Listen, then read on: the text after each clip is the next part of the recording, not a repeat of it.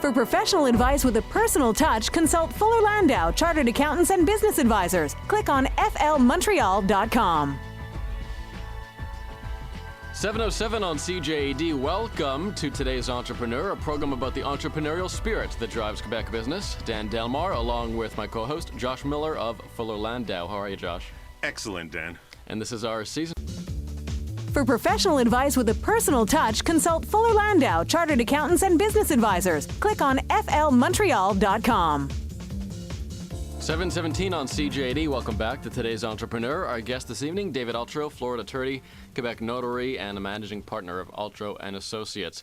We were discussing, David, how you started out on your own, and now you have a fairly large business, a medium-sized business, I suppose. How did you make that transition, and how long did it take you to grow to the size? Well, again, Dan, it was kind of the situation where I won't say exactly I planned it, but what happened is I kept getting busier and busier and busier, and at a certain point in time I started to get a little anxious that if I don't grow bigger with more people, I'm going to grow smaller because I'm not going to be able to handle and service the clients. Mm-hmm. Were you, even before you got to that stage, was business coming in so quickly that you felt you really had to make some change? Business was growing, Josh, and I was we were working a lot of hours, and I'm very conscious of timelines, and I was worrying about those things. So I felt that I needed to grow to service, but also I saw a lot of potential with the client relationships that I had and the sources of influence who were referring business, that there was a lot more. What was the first step? You found the one right body that kind of was the catalyst to go? Yeah. I hired a young lawyer who is a great success story. He's now one of my partners, Steve Levy. And as soon as he came on and he started to handle a lot of the actual files as I trained him, I realized, wow, you bring on people, you can leverage what they do and allow me to do, which is go out and get more business, structure more deals, and do what others don't do. So I realized the power of leveraging with employees, and that helped me to grow a lot more. Is it difficult to determine who accomplishes what role in your firm, or even when you started out with Steve and yourself, and as you grew, was it easy to assign roles, or was that a difficult process? No, it was very, very easy. I was training him by bringing him into the meetings, and then I gave him the work, and he had to develop all the documentation and can run the transaction right through. So it was very clear. I was the business getter, I was the structuring, and he was the guy learning the technical aspects. So and because our relationship was very good, and I was really classically his mentor, and he was my protege, it was very, very good. But of course, any business relationship has to have a lot of mutual respect and enjoyment and sense of humor, and so it worked out great. It's interesting. I mean, you raised the notion of mentor, and I guess, being in practice, whether it's sole practitioner or starting up on your own, is, did you have that mentor? Did you have people, peers, friends, colleagues, professionals that you could bounce ideas off of to kind of assist with that growth? First of all, I think that it's a very good question, Josh. I think that any entrepreneur needs on his growth curve mentors.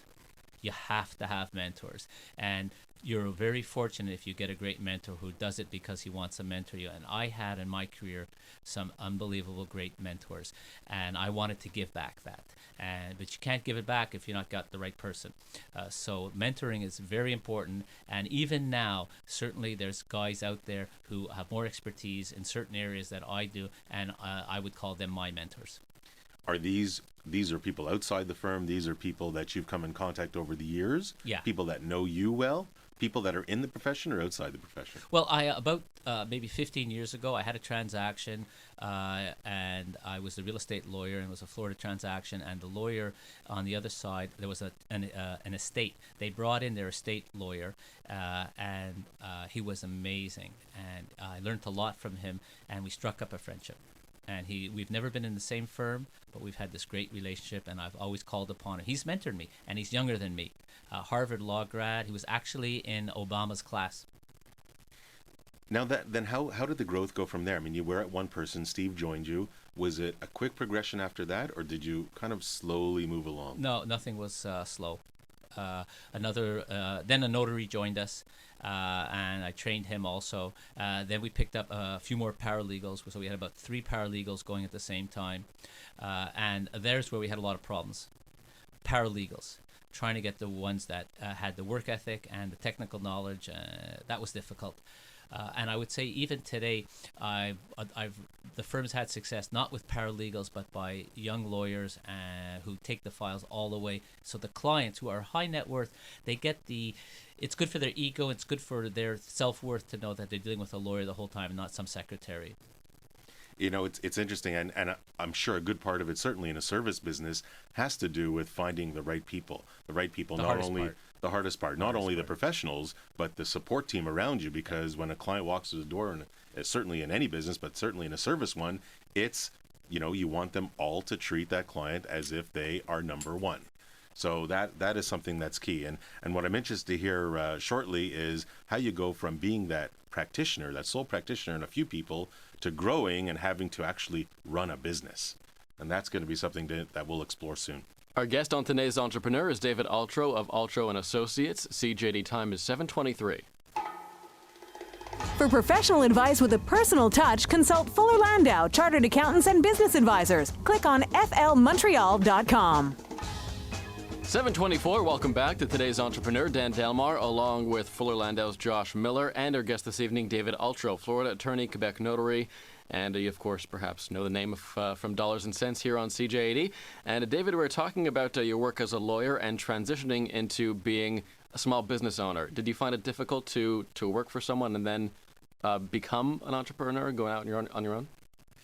Well, it's not that I was working for someone, because I wasn't working for someone else as a sole practitioner. I was on my own, but it was definitely a transition going from being one paralegal and me to having attorneys, notaries, and staff. That definitely was the transition, which had a few twists and turns along the road. What parts of the business did you find yourself, I'll say, maybe not losing control, but maybe not being on top of as much as possible as you grew and as you found you needed to, administer this business? That's right. Exactly. Lots of business, lots of files. And so all of a sudden you have to have systems. You have to have IT. You have to have how you open up files, how you process, how do you make sure that people are moving the files and not falling through the cracks, administration, all sorts of different things that when you have a bigger volume and more people involved, that have to be controls. And is this something that do you find yourself good with this system? No. I'm not good at it. Not good at it. Sorry, I'm not good at it.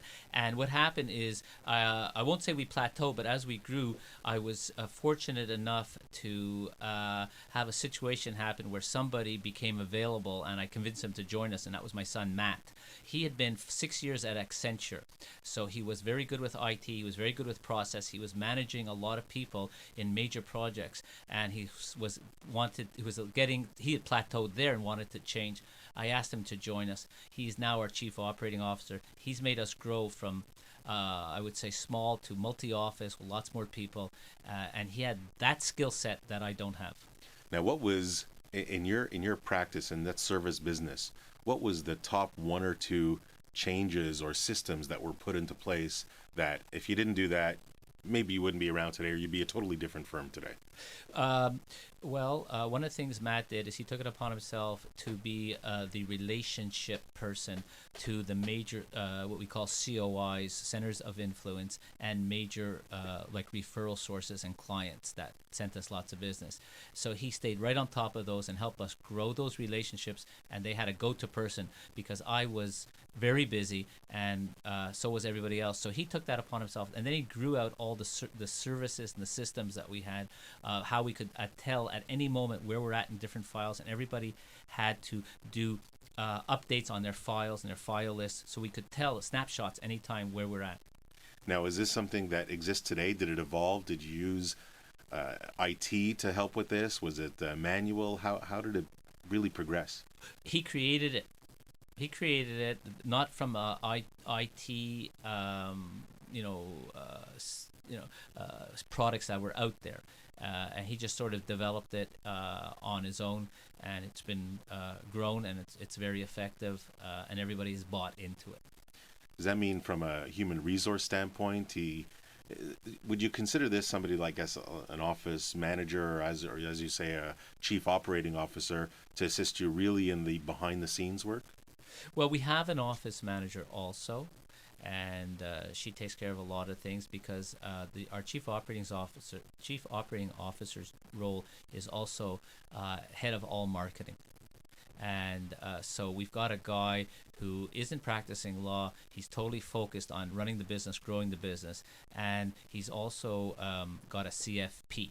So he also has a different angle on helping clients with their financial needs. Now, marketing, that's a big topic, and certainly from a service standpoint. Is that something that you tackled directly from the get-go, or was it built up along the way? I see marketing. I just see it in my head. I just see opportunities, and I'm good at seeing the opportunities, and I like to go for it. And I find it very exciting to get that brand new relationship and that brand new referral source, because I'm confident that we can deliver the goods and do it timely. So I'm very involved in that. And marketing to you is very important. It's Josh.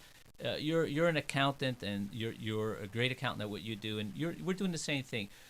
And everybody who is a professional needs to understand you are practicing a profession, but you're running a business. You got two things, and if you do both of them really great, you're a star. If you only do one, you're not going to be the same star as if you do both. Today's Entrepreneur continues on CJAD with our guest, David Altro of Altro and Associates. It's 7:30. For professional advice with a personal touch, consult Fuller Landau, Chartered Accountants and Business Advisors. Click on flmontreal.com. 7:32 on CJAD. Welcome back to today's Entrepreneur, presented by Fuller Landau, Dan Delmar, along with Josh Miller, and our guest this evening, David Altro of Altro and Associates, Florida attorney, Quebec notary, and of course you may recognize him from Dollars and Cents here on CJAD. David, just before the break, we were talking about marketing. Tell us what marketing has worked for you and maybe what hasn't worked as well. Well, when you say marketing, let's say growing the business, and I'll talk about marketing, but let's remember, learn your technical expertise, learn what you need to learn to do a good job. That's first and foremost. Don't run around trying to do marketing until you know what you're doing, because if you run around and try to bring in business and you don't really know have your technical skills up, you only get one chance with that potential client. So if you don't do a good job, forget it. So I tell lawyers, learn your technical skills first, then you can start. Okay, that having been said, we've done a bunch of different things, Josh. Now, what kind of things, what has worked, what has been the latest, what do you find was the best bang for the buck? Well, I would say the best bang for the buck actually has been our show Dollars and Cents over the years with CJD. It actually has been amazing, and it's kind of advertising or marketing, which is what I would call institutional. We don't pitch, we don't try to have people run to us for business, but we're helping people and answering questions. And it's sort of like if Josh Miller refers a client to us and they say David Altro, they go, I've heard that guy. So that's been fantastic, and it has to be done in an empathetic way, and people have to feel you're sincere, and they have to want to think you're approachable. So that's been great, and seminars is fantastic. But not seminars where you are boring, because if you're boring, it's negative. So you have to know your product, what you're talking about, and do it in a very, very interesting fashion, which is hard. Now, is this something that you create and do on your own? Do you have internal marketing people? Do you outsource? How do you get your ideas? How do you make these things work?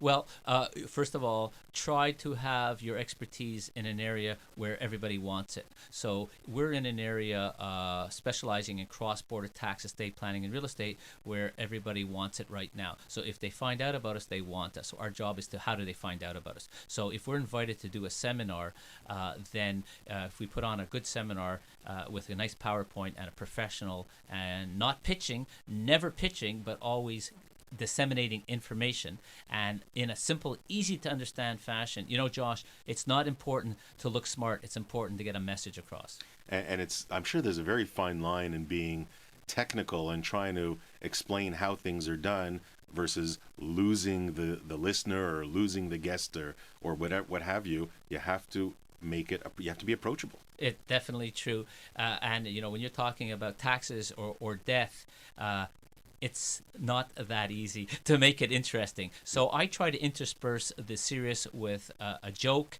a comment, and also very, very important is getting the crowd into it. Ask questions, find out where people are from, get them interested, and get them involved. This is key. How does the internet play for you? The internet, well, I have to give the compliment to our chief operating officer, and we have an IT specialist, and they know how to get our website up to cutting edge. And I think our website is really, really informative and cutting edge. And I think it's your business card today. So that's a very important website. And then they have all the other things going, the social media, the Twitter, and we do blogs. We're all about SEO, search engine optimization. So when you Google, we come up, at the beginning and not at the end. So I won't take any compliments for this, but we have people that are very good at that. And I think it's important. Now we're going to switch gears a lot because you're talking about growth of business. You are no longer a sole practitioner, and you do have a couple of partners. How do you go about selecting or choosing your next partner? Well, there's a few things that go into it for me. On one side is, where am I going to be if this person leaves? That's one way. Another way is, do I trust this person back to back in good times and bad times? And next is, does he have the same work ethic as I do? Will I be there early in the morning, late at night, and he's not? And most important and fundamental is skill set, technical knowledge. Does he strive and does he care? And lastly, good interpersonal skills. You can only go so far by yourself. What are we if we're not plumbers? So if you're a sole plumber, all you can do is do one job at a time. But if you have a team and you leverage them, everybody makes money, it's all going to be great. Not everybody can gauge an individual. Not everybody does all their great due diligence. Not everybody. Sometimes the cover of your book looks really good, but you got to dig a little bit deeper. How long do you think you need to get to know the person before you can actually say, hey, you know what? I want to get into bed with them, so to speak. Well, you know what, Josh, I have to be honest. I brought in a guy to be a partner. I knew him casually for a bunch of years. I knew he was I thought he was a very good lawyer, and it did not work out.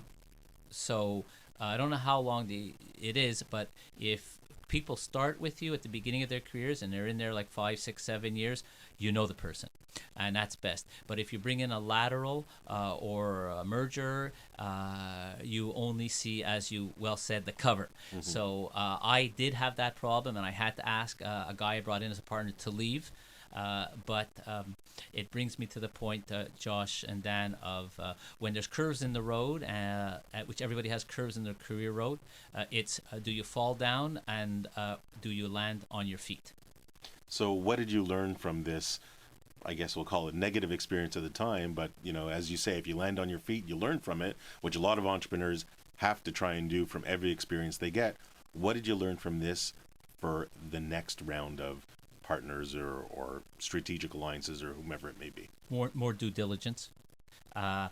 Some of the things that I've just mentioned, what I should be looking for in partner, which is same work ethic, that pride of quality of the work, and develop the business and have the amount of business that they say they're going to have. So you're safer by building from within. Now, we're talking about you mentioned your son in the business. How important is family succession to you? I mean, is that and are there any other family members in your business? I'm very proud to say my daughter Bonnie is also a lawyer in the firm. She runs a Toronto office, and I have to admit she's smarter than me. She's amazing. We're doing fantastic there, and the thing is, they are made it into the firm on their own merits, and I don't call it a family office. I don't think of it that way. On the other hand, I call everybody in the firm my family. So I want to build it up and leave it so that everybody who's in the firm will have a long and successful career. at this stage of the game, like how far do you look ahead? You're the founding partner. It's Altro and Associates. How far ahead do you look in looking to succession? Are you going to work forever? Or is there at some point that you might want to take a step back? No, that's not realistic. I say another 50 years and then I'm going to slow down. By then, you might have reached a certain stature. Then I will have grown up Yeah. and become mature.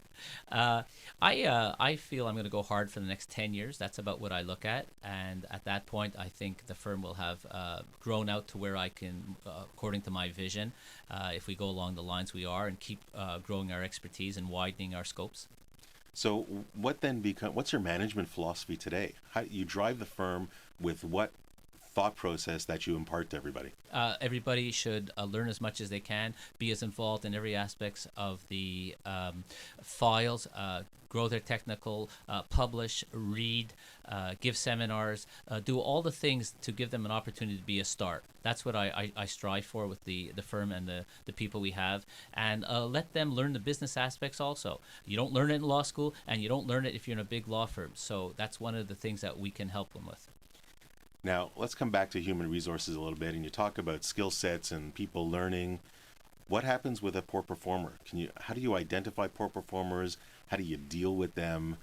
Any experience that you want to share with us? Josh, I would say that HR is the most difficult part of the whole thing. I have another one of my expressions. It goes like this. You don't have to invent the wheel. You just have to know how to make the wheel turn. And to make the wheel turn, you need to have a team, and to a team that does it well. And HR is a tough area. It's very difficult, and it's very difficult to interview a person once or twice or three times and then know something and whether or not that's going to work. It's tough. And your people, I mean, they can be the face to your clientele. So if there's something that they're doing or not doing, I mean, it ultimately falls on to David Altro and your reputation. So I guess there's a certain importance level of dealing with potential poor performers as it is dealing with superstars. Well, poor performer. Well, I'm not quite sure what the definition is, but if somebody makes a mistake, I always will tell them it's okay. It's okay to make mistakes. It's not okay to make the same one twice. If you make the same one twice, I guess that's poor performance, and that's the beginning of the end.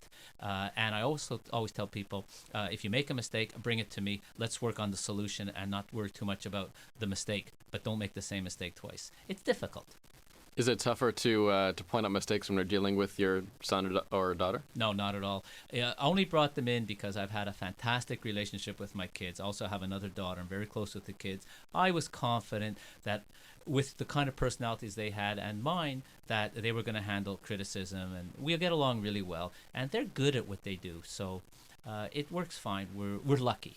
But I'll tell you a story for all the people that are in family businesses, and I know, Josh, you've got those clients all the time, is my son Matt said to me at a certain point after being with us a certain amount of time, he says, I miss my daddy.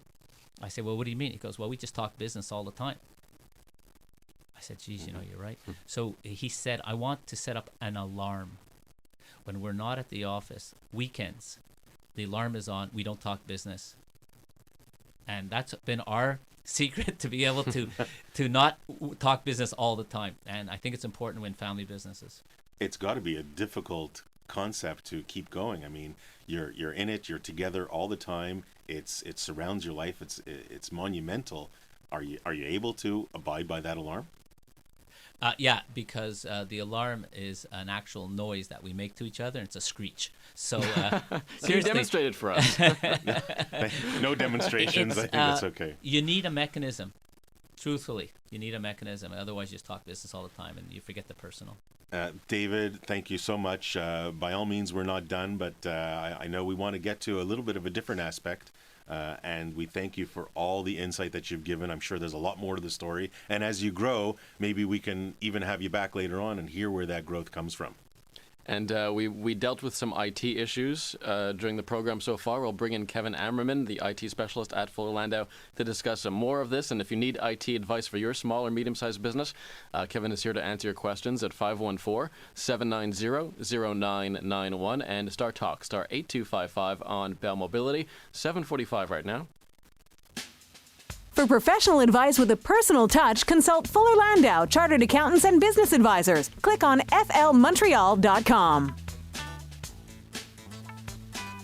7:47. Welcome back to today's Entrepreneur, a program about the entrepreneurial spirit that drives Quebec business. Dan Delmar and Fuller Landau's Josh Miller. Our guests is this evening, David Altro, Florida attorney, Quebec notary, and we also welcome IT professional Kevin Ammerman back. Kevin is with Fuller Landau as well. Welcome back, Kevin. Thank you very much. So we were talking about IT services, and of course, David has had his experiences with that, growing a business. At what point do you need professional services? How big a business do you have to get before you start to look to the outside? Well, it really varies. We deal with companies that are anything from 1 or 2 people up to probably 25 or 30 people, and they're still taking care of all their IT needs in-house. It really depends on the nature of the business and the abilities of the people within the business, and at what point they want to hand that off and get back to running their business and leave the IT part of it to professionals. We see a lot of businesses that rely on their controllers or their office managers as their internal IT resource, and that's good up to a point. But at some point, these people have better things to do. You know, they've got to get on with their regular work, and they don't want to be stuck fixing computers or dealing with technical questions that are beyond their experience. So it really does vary. We deal with a lot of companies that are in the 6 to 10 kind of employees stage, and growing. And it's usually at that point that we see that they're looking for some outside help. It doesn't have to be full-time help by any means, but an hour or 2 a month or just occasional help down there. Are there any challenges specific? I mean, we're talking about service industries. David is a law firm, certainly Fuller Landau being an accounting firm. Are there any specific challenges to us as professionals and entrepreneurs at the same time that maybe people that we should be aware of? And especially as a small and growing business, there's a lot of things that go sort of unappreciated. So the importance of document management and maintaining version control over documents for whatever kind of profession you might be in.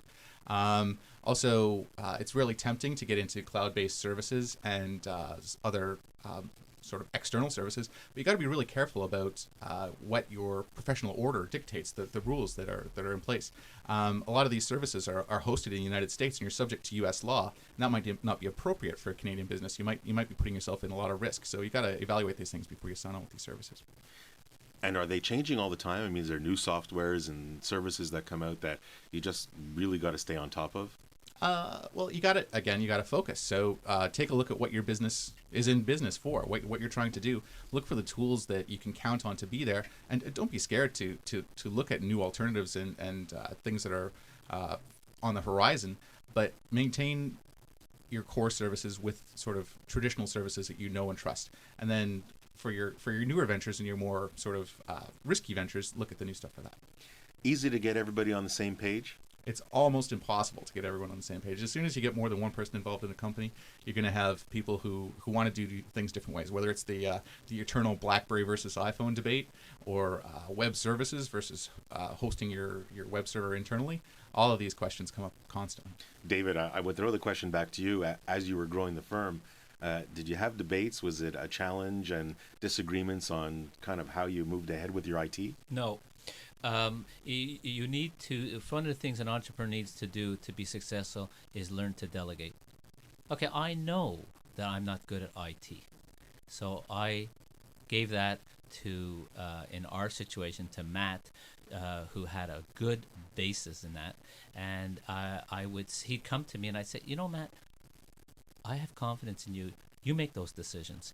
And somebody has to be the boss. Somebody has to be the one making the decisions. So for an expert IT guy, it would be very frustrating to make proposals and then watch all the various bosses trying to figure it out. And there's a lot of people who think they know about IT and don't. So I guess that's your frustration. And what about IT policies? How important are they to be created or managed?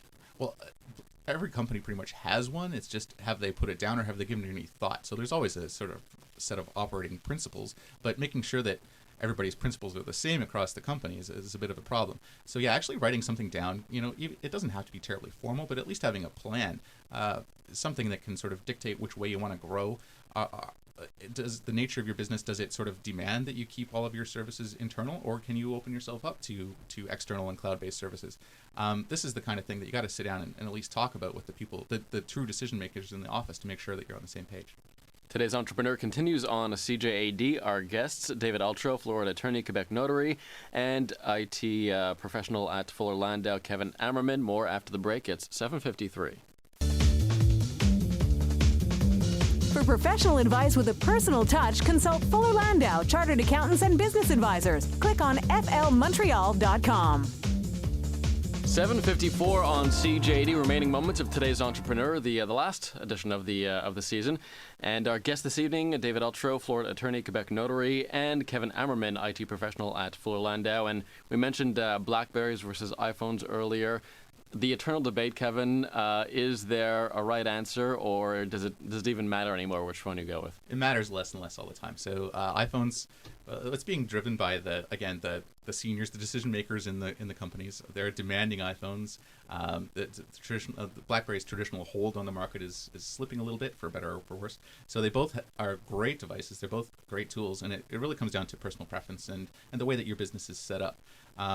In my personal opinion, the iPhones are really biased towards cloud services. They're great for cloud services. It's a little bit more tricky to integrate them into a pure enterprise environment, but that's changing really, really rapidly. So both Microsoft and Apple are really trying to push them into the enterprise a lot harder.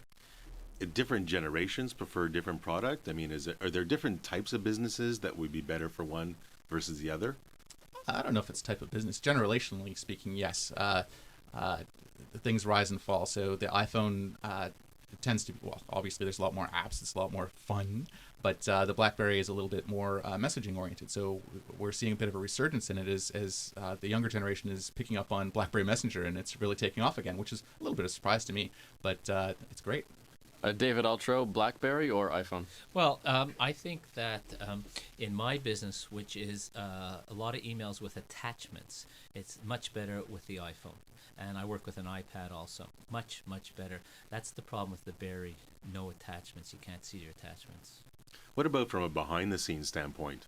Is there a big difference for businesses to, support the BlackBerry or the iPhone?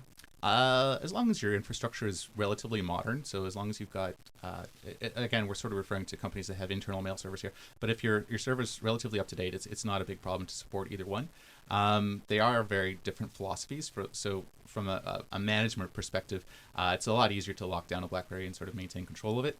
But there are more and more tools available to deal with iPhones as well. Can I ask a question? In your expert opinion, for the actual telephone part, would you say, if somebody was asking you, the iPhone versus the BlackBerry for the actual telephone? It depends how you hold it. There's the traditional, technical jokes. Dave one has a little soft spot there. They're both very, very good phones. So BlackBerry, there's a little bit more of a range of devices. So some of them are better phones than others.